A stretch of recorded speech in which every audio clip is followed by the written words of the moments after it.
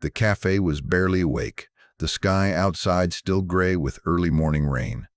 Burnt coffee hung in the air, sharp and bitter, mixing with the low hiss of the espresso machine and the dull clatter of dishes behind the counter. In a cracked vinyl booth near the window, Caleb Warren sat hunched forward in his worn work jacket, one arm shielding a laptop, the other steadying a plate of eggs that had already gone cold. Beside him, his son Noah swung his legs under the table, headphones half on, half off. Caleb's phone buzzed again. Another email.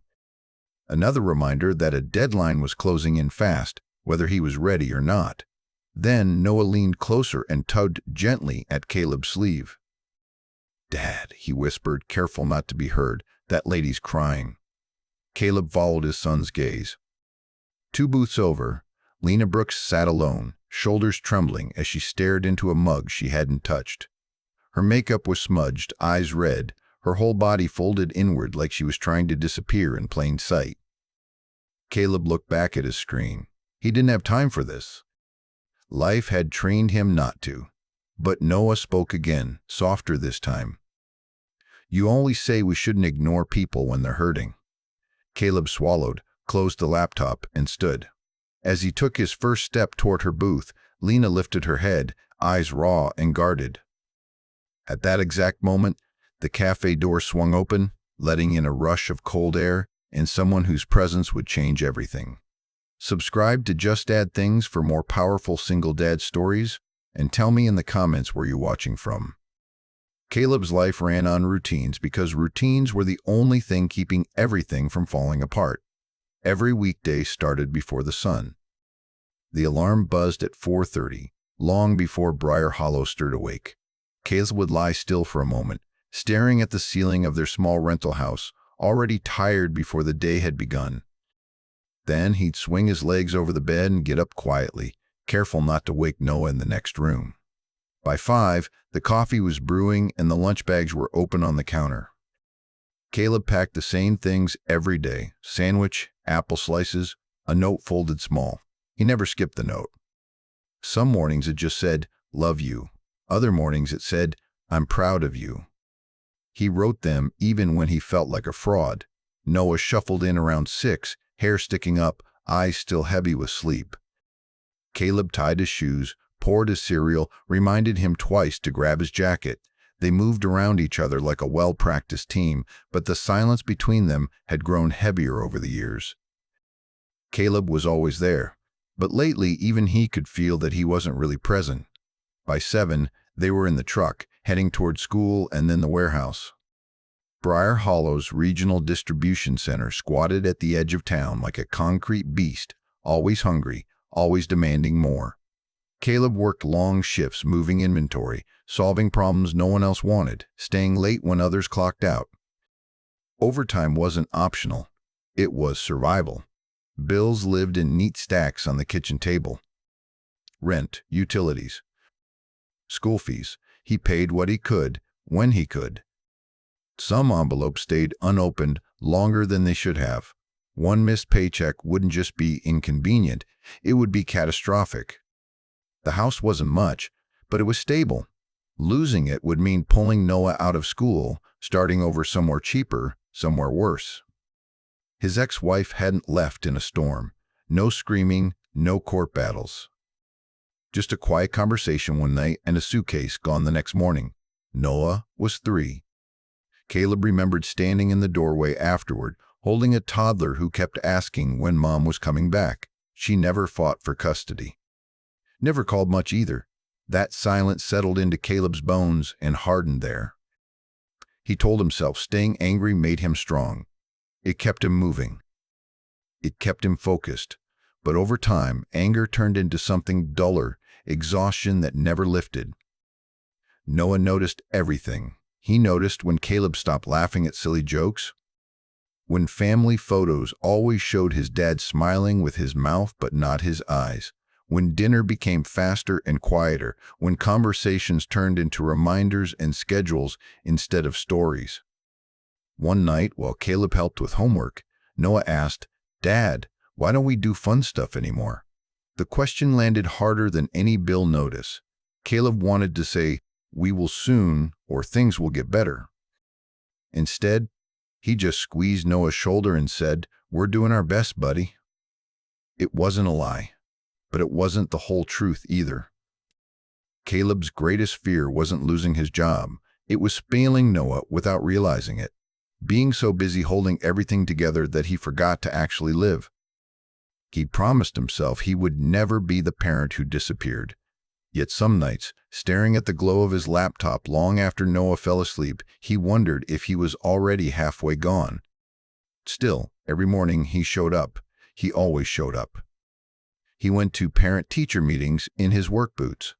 He took phone calls on break to confirm doctor appointments. He memorized Noah's favorite cereal and the way he liked his grilled cheese cut. These were the small proofs he clung to, the evidence that he was doing enough.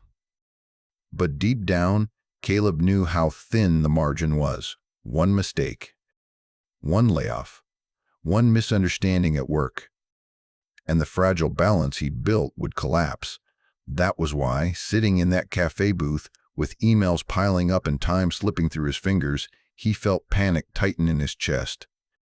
He couldn't afford distractions. He couldn't afford softness. Everything depended on him not breaking. And yet, as he watched Noah notice someone else's pain before his own, Caleb felt something stir, an uncomfortable truth he'd been avoiding. Being strong wasn't just about surviving. It was about showing his son how to live.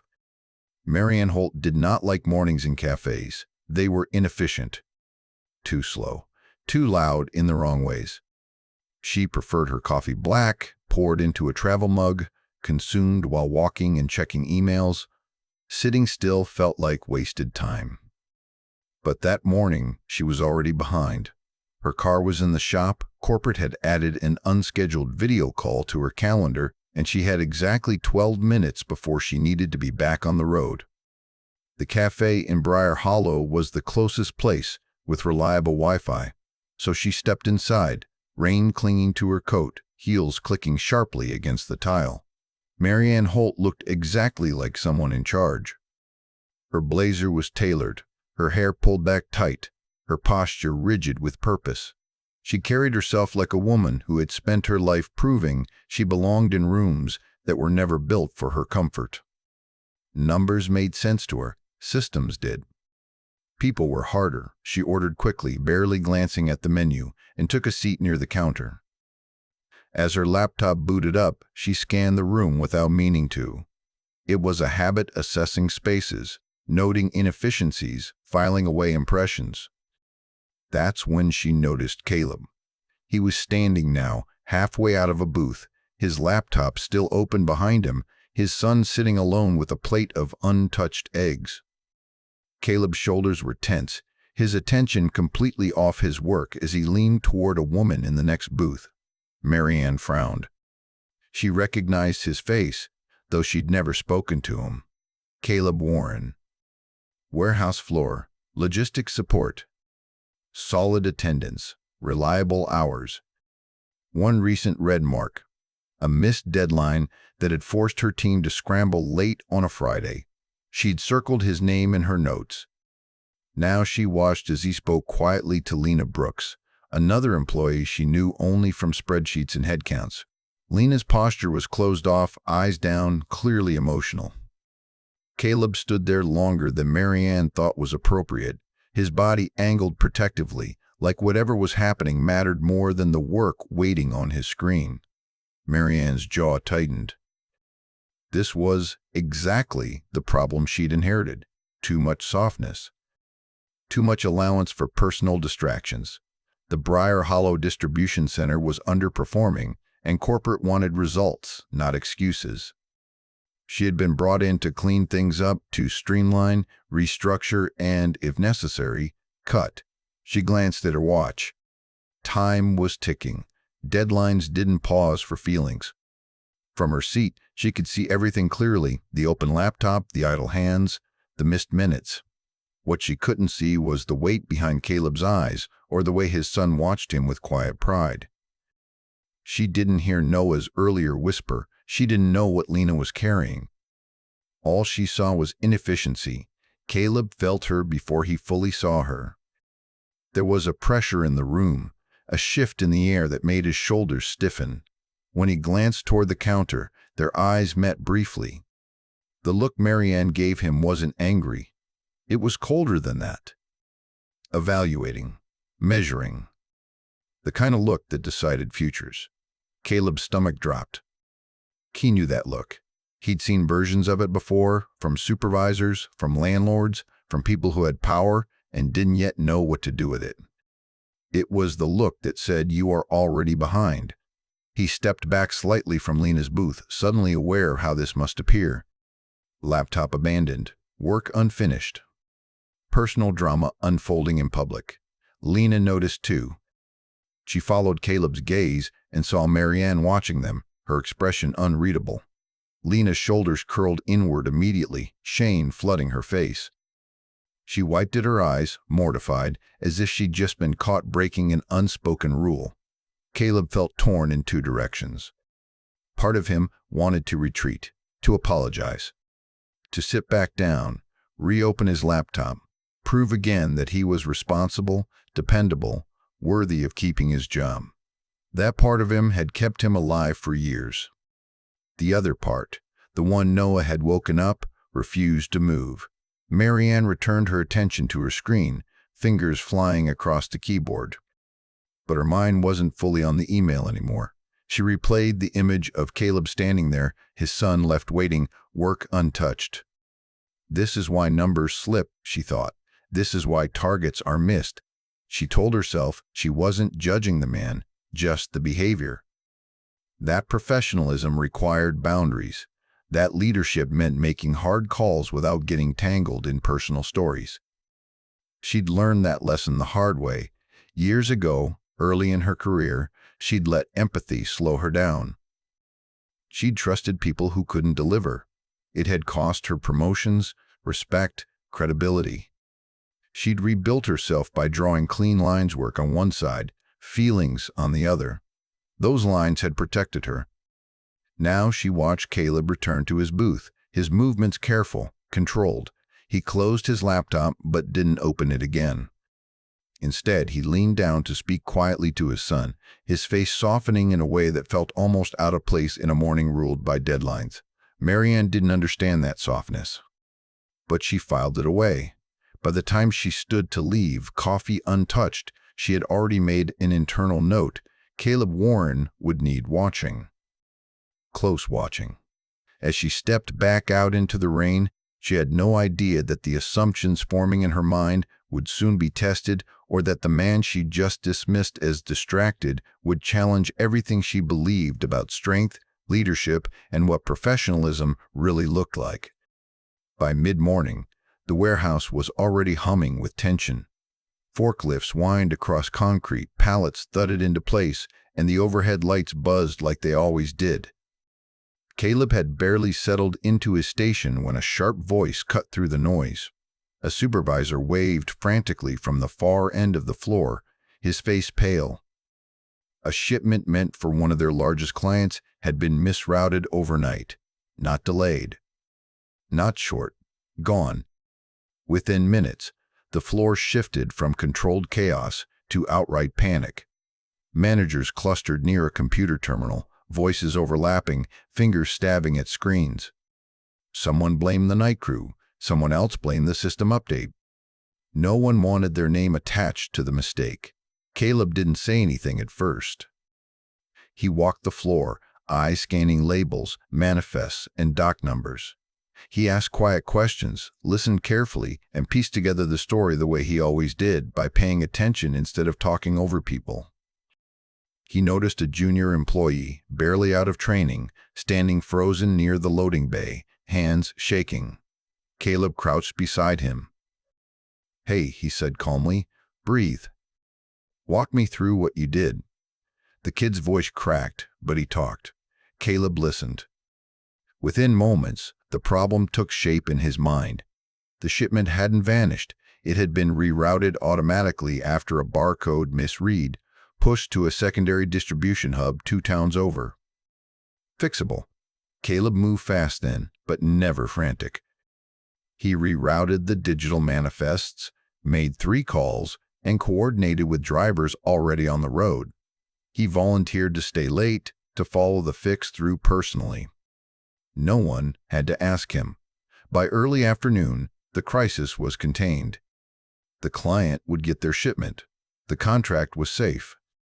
There was no announcement, no applause. Just a collective exhale and a quiet return to routine. From the glass-walled office above the floor, Marianne Holt watched everything. She hadn't planned to be down there that day. She preferred reports and summaries. But when the alert came in, she'd stepped out to see the problem for herself. What she saw unsettled her. Caleb didn't posture. He didn't blame. He didn't seek credit. He worked like someone who understood that mistakes weren't about ego. They were about fixing what was broken and protecting the people who would pay the price if it failed. Marianne made a note on her tablet, not a compliment, just an observation. Later, as the day stretched long, Caleb's phone buzzed again, this time with a message from Noah's school. Early dismissal. Power issue. Caleb felt the familiar knot tighten in his chest. He asked permission, explained quickly, and brought Noah to the warehouse for the last hour of his shift. Noah sat quietly in the break area with a book, feet swinging, trying not to be in the way. Caleb checked on him every few minutes. Made sure he had a snack, made sure he felt safe. Lena passed by once, hesitated, then stopped. "Hey," she said softly. "Is he okay?" Caleb nodded. "Yeah. Just a weird day." She nodded back, grateful he hadn't asked anything more. He never did. He didn't push, didn't pry, didn't treat her pain like a problem to solve. That kindness mattered more than he knew. From across the floor, Marianne saw that too. She saw the way Caleb balanced responsibility without complaint. The way he treated people, not as obstacles, but as humans who mattered. It didn't fit neatly into her understanding of professionalism, and that bothered her. When the shift finally ended, Caleb stayed an extra hour to double-check reroutes. He left the building tired, hands aching, but steady. Marianne closed her office door behind her, unsettled. The man she'd labeled as distracted that morning had just saved a major account without fanfare. The conclusions she'd drawn so quickly no longer felt solid. She didn't change her stance. Not yet. But for the first time since arriving in Briar Hollow, Marianne Holt wondered if she'd been looking at the wrong metrics all along. The email arrived just after lunch, marked A.U. Arjun Car, and the entire building seemed to tense the moment it hit inboxes. An internal audit had flagged a discrepancy. Not a small one. A pattern, inventory numbers that didn't line up, timestamps that conflicted, losses that couldn't be explained away by human error. The kind of issue corporate didn't tolerate. The kind that triggered investigations, not conversations. Caleb read the message twice, then a third time, his jaw tightening. The department listed at the center of the report was his. Within an hour, rumors spread faster than forklifts moved. Whispers followed him down aisles. Conversations stopped when he walked past. Someone avoided his eyes. Someone else watched him too closely. It felt like the floor beneath his feet had shifted, like he'd stepped onto something unstable without realizing it. By mid-afternoon, a meeting was called. The conference room was too bright, the air stale with recycled ventilation. Managers lined one side of the table. A few supervisors stood along the wall. Caleb took a seat near the end, hands folded, back straight. Lena sat 2 chairs away, shoulders tight, eyes fixed on the table. Marianne Holt stood at the head. She didn't waste time. She spoke in measured tones, laying out the facts as they appeared on paper. Numbers. Percentages. Losses. Her voice was calm, professional, detached. Each sentence landed like a weight. Then she turned her gaze to Caleb. "Your team oversees this segment," she said evenly. "You've had strong attendance, but we've already discussed issues with missed deadlines. This audit raises concerns about oversight." She didn't accuse him outright. She didn't need to. The room went quiet in the way it does when blame is being gently but deliberately assigned. Caleb felt heat creep up his neck, not from anger, but from the slow burn of humiliation. Every eye seemed to flick toward him and then away, as if association itself was risky. "I don't believe this discrepancy started with my team," Caleb said carefully. His voice was steady, though his chest felt tight. "I'd like the chance to review the data in full." Marianne nodded once. "You'll have that opportunity. But until then, this issue is serious. Corporate is watching closely." Watching. The word echoed. Caleb sat through the rest of the meeting, barely hearing anything else. He focused on breathing, on not clenching his hands into fists, on not letting the fear show on his face. When it ended, people filed out quickly. No one lingered. No one offered a word of reassurance. Lena paused by the door, clearly wanting to say something, then thought better of it. She gave him a look, apologetic, helpless, and followed the others out. Caleb stayed seated for a moment longer, staring at the blank wall. He'd done everything right. He'd stayed late, covered shifts, fixed problems no one else wanted, and still it felt like the ground could open beneath him at any second. His phone buzzed. School. His stomach dropped as he answered. "Mr. Warren," the voice on the other end said, clipped but polite. "There's been an incident involving Noah. He's not hurt, but we need you to come in." Caleb closed his eyes. "What kind of incident?" he asked. The pause was brief, but heavy. He got into an altercation with another student. He was defending a classmate. Caleb's chest tightened. Pride flickered, quick and unwelcome, followed immediately by panic. "I'm at work," he said. "I can be there as soon as I can." When the call ended, he stared at his phone, the impossible choice pressing down on him. If he left now, it would look bad. Worse than bad. Under scrutiny, any absence could be framed as irresponsibility. Another mark. Another reason to doubt him. If he stayed, he would be choosing work over his son. Again. There was no right answer. Only consequences. He stood slowly and walked toward Marianne's office. Each step felt heavier than the last. He knocked once, then opened the door. She looked up, expression unreadable. "My son's school called," Caleb said. "There's been an issue." "I need to go." Marianne studied him for a moment, fingers steepled. Caleb couldn't tell what she was thinking. All he knew was that this moment mattered more than it should. "Make it quick," she said finally. "We're still in the middle of this." Caleb nodded, already backing out. Gratitude mixed with dread. Permission wasn't protection. At the school, Noah sat in a small office chair, feet dangling, face pale but determined. When he saw Caleb, his shoulders relaxed just a little. "He was being mean to her," Noah said quietly before anyone else could speak. "I told him to stop. He didn't." Caleb knelt in front of him, hands steady on Noah's knees. "I'm proud of you for standing up for someone," he said softly. "But we'll talk about how to do it safely, okay?" Noah nodded. On the drive back to the warehouse, the sky darkened, clouds rolling in heavy and low. Caleb felt stretched thin, pulled in opposite directions by forces that didn't care how hard he was trying. When he returned, the atmosphere was colder. An email had already gone out requesting detailed reports from his department. Deadlines were tight. Language was formal. Unforgiving. Lena caught his eye across the floor. She looked like she wanted to say something, anything, but fear held her in place. She needed her job too. She couldn't afford to be brave. Caleb understood. That was the worst part. By the end of the day, his name felt heavier than it ever had. Not spoken aloud, but present, lingering. He stayed late. Again, cross-checking numbers. Pulling records. Looking for answers he knew had to exist somewhere.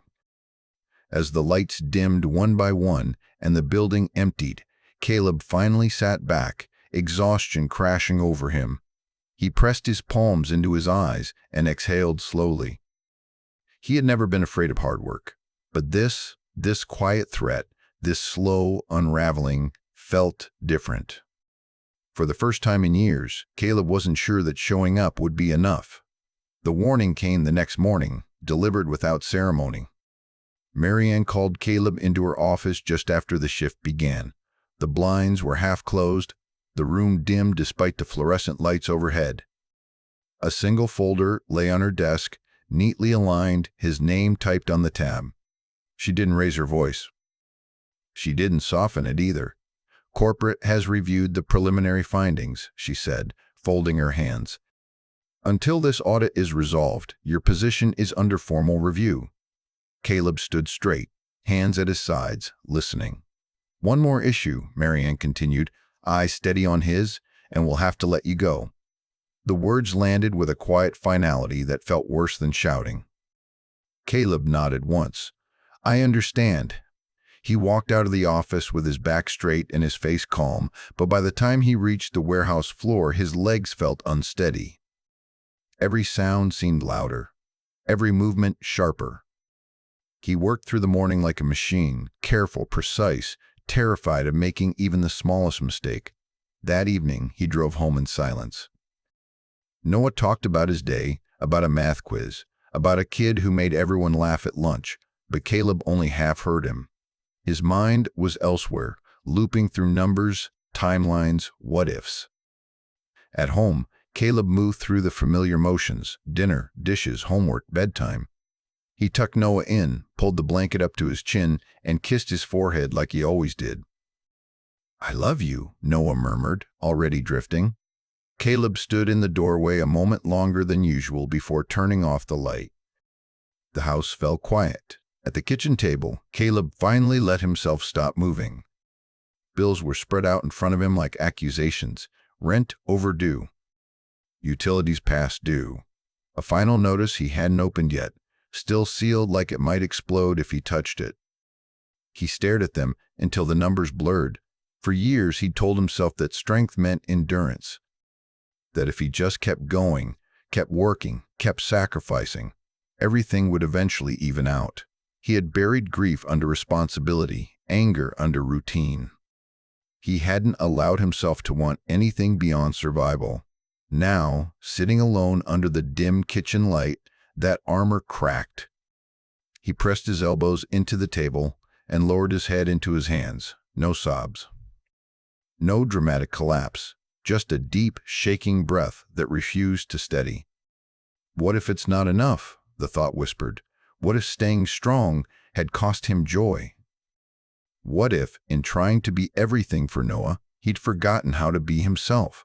He thought about the way Noah watched him, so observant, so careful. About the questions he asked, about the quiet worry in his eyes. Caleb's chest tightened. A small sound came from the hallway. He looked up just as Noah appeared in the doorway, hair messy, eyes half open. He stood there for a second, uncertain, like he wasn't sure if he was allowed to be awake. "Dad," Noah said softly. Caleb straightened immediately, forcing a smile that didn't quite form. "Hey, buddy, what's wrong?" Noah shuffled forward a step. "I couldn't sleep." Caleb pulled out a chair. "Come here." Noah climbed into his lap without hesitation, curling in like he had when he was smaller. Caleb wrapped his arms around him, breathing in the familiar scent of soap and laundry detergent. They sat like that for a moment, the quiet heavy but safe. Then Noah tilted his head up, eyes searching Caleb's face. "Are you mad at me?" The question caught him off guard. "No," Caleb said quickly. "Of course not." Noah hesitated, then asked the question that split him open.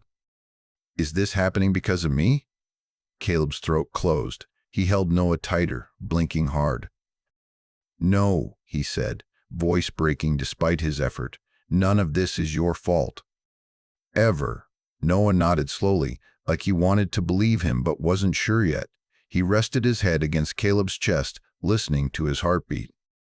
"I just wanted to help that kid," Noah said quietly. "I didn't want him to feel bad." Caleb closed his eyes. In that moment, the anger he'd been holding at the job, the system, the unfairness of it all, mixed with something else. Pride. Love. Fear so sharp it hurt.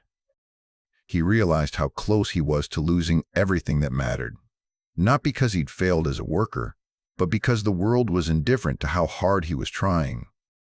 When Noah finally fell asleep again, Caleb carried him back to bed and tucked him in carefully, as if the smallest wrong movement might undo them both.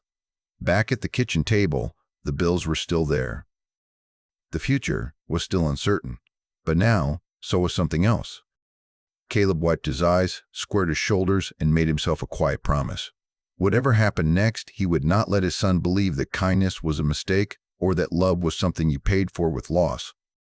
The night pressed in around the house, heavy and unforgiving, and for the first time in a long while, Caleb didn't know how the morning would come.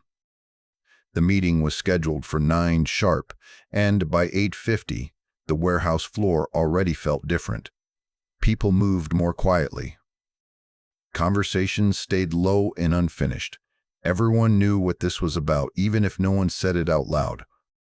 When the email came through calling all staff to the main conference space, it confirmed what they'd been holding their breath for. Caleb took a seat near the back, Noah's words from the night before still echoing in his chest. He kept his hands folded, posture steady, the way he'd learned to stand when things were out of his control. Losing his job felt closer than ever. All he could do now was show up. Marianne Holt stood at the front of the room, tablet in hand. Behind her, a large screen glowed with charts and timelines. Her expression was composed, but there was a tension in her shoulders that hadn't been there before. She began with facts. The audit had gone deeper. Broader, corporate had expanded the review beyond individual departments and into the system-wide changes made months earlier before Marianne herself had arrived in Briar Hollow. As she spoke, something shifted. The numbers on the screen told a different story than the one that had quietly formed around Caleb's name. The discrepancies weren't tied to missed checks or floor-level oversight. They traced back to a centralized update, a routing algorithm adjustment approved at a higher level, implemented without adequate testing. Murmurs rippled through the room. Caleb felt his pulse quicken, not with relief yet, but with disbelief. He leaned forward slightly, eyes locked on the data. It matched what he'd been finding late at night, digging through logs while the warehouse slept. Marianne paused, fingers tightening around the tablet. Before she could continue, a chair scraped softly against the floor. Lena stood. Her face was pale and shaking, but her voice carried when she spoke. I reviewed the logs too, she said, glancing briefly at Caleb before looking back at Marianne. The reroute started after the system update. We flagged inconsistencies, but they were marked as non-critical. The room went still. Someone else spoke up then. A supervisor, then another. Quiet confirmations at first, then firmer ones, pieces clicking into place. The truth no longer isolated to one voice. Caleb felt something loosen in his chest. Marianne listened without interrupting, her expression unreadable. When the room finally fell silent again, all eyes turned to her. This was the moment. She could redirect the blame, soften the language, let the correction happen quietly without naming the harm already done. Instead, she set the tablet down. I owe an apology, she said. The words landed heavy in the air. She turned, not to the room, but directly to Caleb. I questioned your reliability publicly, she continued, her voice steady but changed. I did that without having the full picture. And I was wrong. Caleb's breath caught. He hadn't expected this. Not really. I allowed my assumptions to guide my judgment, Marianne said. I equated professionalism with distance, and in doing so, I failed to see the integrity and consistency you've demonstrated repeatedly. She paused, then added quietly, that failure is mine. No one spoke. No one moved. Marianne straightened, addressing the room now. The responsibility for this discrepancy lies with a systems decision approved above the warehouse level. Caleb Warren's department did not cause this issue. In fact, his actions prevented further loss. She turned back to him one last time. Your position is no longer under review, and your work deserves recognition, not suspicion. The silence that followed felt different, clearing instead of crushing. Caleb stood slowly, not because he'd been asked to, but because his legs demanded it. He nodded once, a simple gesture that carried more weight than any speech. "Thank you," he said. His voice was steady, though his hands trembled slightly at his sides. Lena let out a breath she'd been holding for days. Others followed, small sounds, shifting feet, quiet acknowledgments. The room exhaled together. Marianne dismissed the meeting shortly after, but the atmosphere lingered. People approached Caleb, not all at once, not dramatically, but sincerely, a hand on the shoulder, a quiet apology, a nod of respect. For the first time since the audit began, Caleb didn't feel like he was standing alone. Later that afternoon, Marianne stopped him near the exit. "I was wrong about you," she said plainly. Caleb met her gaze. "I just want to do my job and go home to my kid." A faint, genuine smile touched her face. That much is clear now. As Caleb walked out into the late afternoon light, the warehouse doors closing behind him, he felt something unfamiliar settle in his chest. Relief. Not just because he'd kept his job, but because the truth had been spoken out loud. Because power had been used to correct, not crush. Because dignity had been restored where it had been quietly taken. For the first time in a long while, Caleb allowed himself to believe that showing up day after day, without applause, had finally mattered. And somewhere inside, the fear that had been tightening for weeks began, slowly, to let go. The changes didn't happen all at once.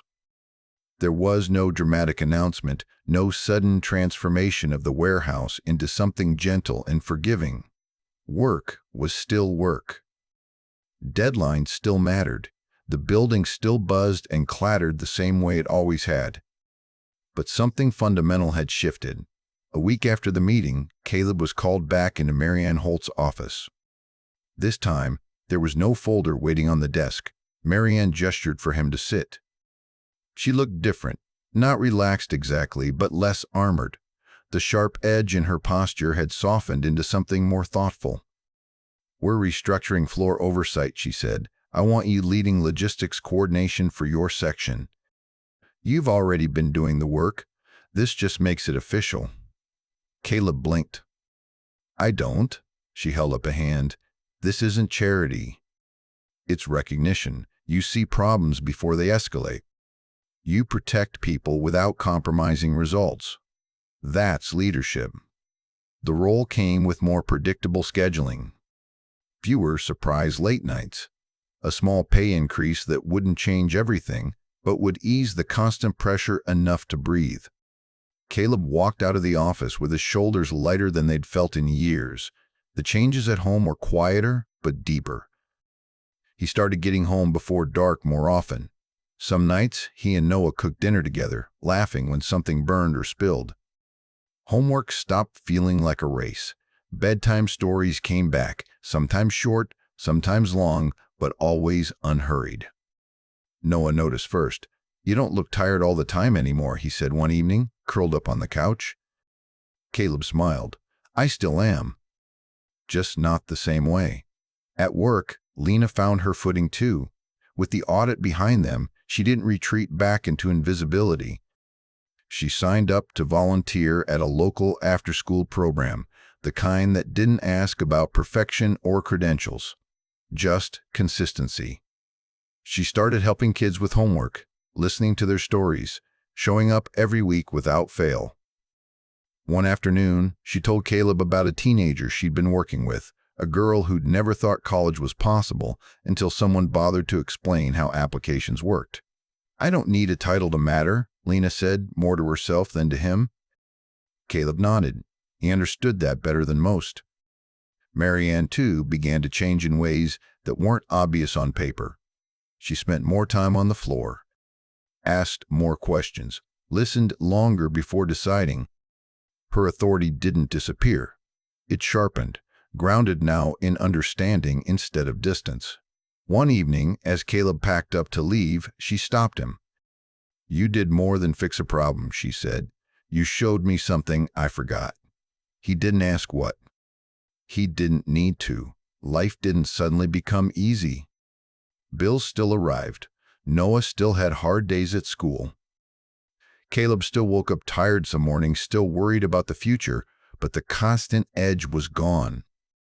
They found a rhythm that felt steady instead of fragile. Saturday mornings meant pancakes. Sunday afternoons meant walks through the park near their house. Noah talking nonstop while Caleb listened, really listened. Sometimes, as Caleb watched his son run ahead, laughing freely, he thought back to that cafe booth. To the moment he almost stayed seated, almost chose silence over kindness.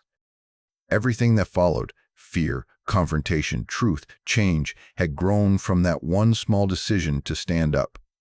Caleb didn't see himself as a hero. He never had.